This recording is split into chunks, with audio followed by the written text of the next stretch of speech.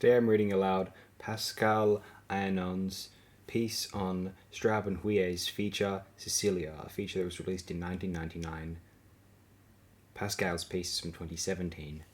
The most famous work by Syracuse-born Elio Vittorini, Conversations in Sicily 1941, tells the story of Silvestro Ferruto, a Sicilian living in Milan, who makes the trip back to his birthplace in an attempt to work through an existential crisis. Told in the first person, the 186-page novel is divided into 49 short chapters, which consist primarily of dialogues between Silvestro and his various compatriots.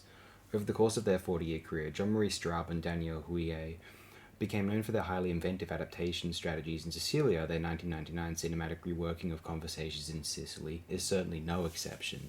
It sees the director's take on the work of Vittorini 20 years after From the Clouds to the Resistance, 1979, their adaptation of two works by his close friend, fellow writer, translator, and American literature enthusiast César Pavese. The way Straub-Huillet tackle Vittorini is similar to their approach to Pavese.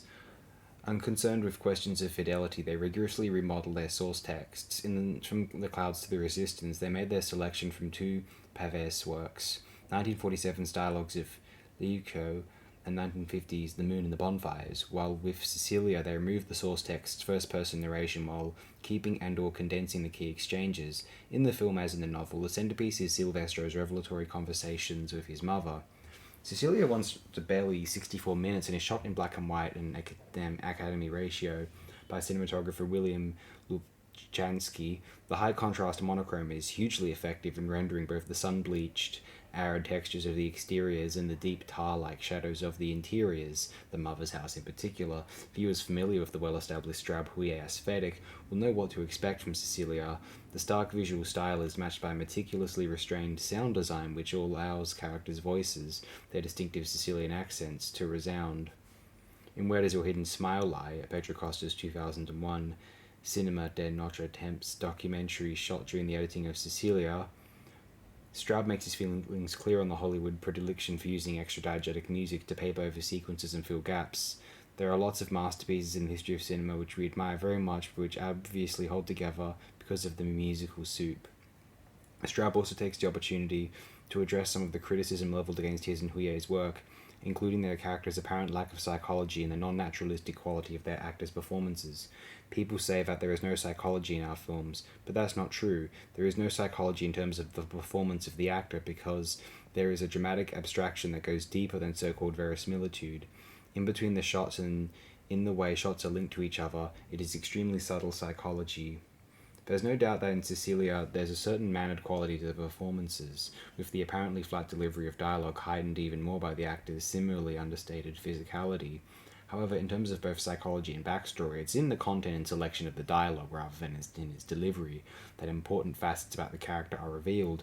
The clearest example of this occurs in the mother-son conversation that takes up more than half of the film's running time. It's a scene that can't help but recall another of cinema's compelling mother-son confrontations, that between Rainer Werner Fassbinder and his real-life mother, Lila Pempeit, in Fassbinder's episode of omnibus film Germany in Autumn 1978. Both the Straub-Huillet and Fassbinder sequences have sons questioning their mothers about their pasts, forcing both women to defend themselves. In Germany in Autumn, the discussion is mostly about Pempeit's attitude to politics and the role of democracy, whereas the mother in Straub-Huillet, Angela Nugara, opens up about her personal life, including her relationship with her philandering husband and her own father.